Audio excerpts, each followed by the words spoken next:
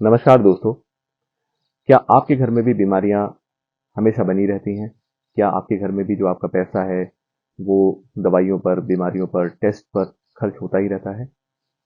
क्या एक के बाद दूसरी बीमारी आपके घर में लगी ही रहती है? यदि हाँ, तो ये एपिसोड आपके लिए बहुत इंपॉर्टेंट है।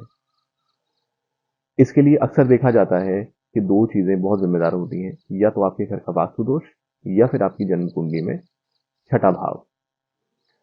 अगर कभी भी ऐसा है तो सबसे पहले तो आपको अपनी जन्म कुंडली का विश्लेषण कराना चाहिए, अपने छठे भाव और लग्न को दिखवाना चाहिए, किसी अच्छे ज्योतिषी से संपर्क करना चाहिए, और आप अपने घर के वास्तु को भी कुछ परिवर्तन करके इसमें बहुत हद तक इम्प्रूवमेंट कर सकते हैं। इसके लिए आपको अपने घर के नॉर्थ वेस्ट पोर्शन को देखना होगा। या तो आप अपने घर के नॉर्थ वेस्ट पोर्शन या फिर आप अपने मास्टर बेडरूम के या अपने पर्टिकुलर रूम के नॉर्थ वेस्ट पोर्शन को भी देख सकते हैं।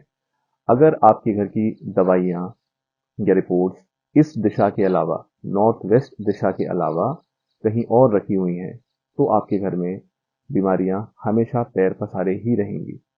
नॉर्थ वेस्ट दिशा को हम वायव्य कोण बोलते हैं, क्योंकि वायव्य कोण में किस चीजों को दूर ले जाने की शक्ति होती है।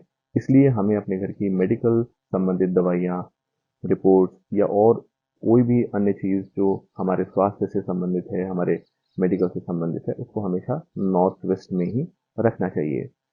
इस चीज को आप बहुत आसानी से आजमा भी सकते हैं। अगर कोई मरीज है आपकी जान पहचान में, अगर आप उनको बोलेंगे कि आप अपनी दवाइयों को नॉर्थ वेस्ट में रखें, तो आप देखेंगे कि वो कुछ ही दिनों में उनके स्वास्थ्य में इंप्रूवमेंट होने लगेगा।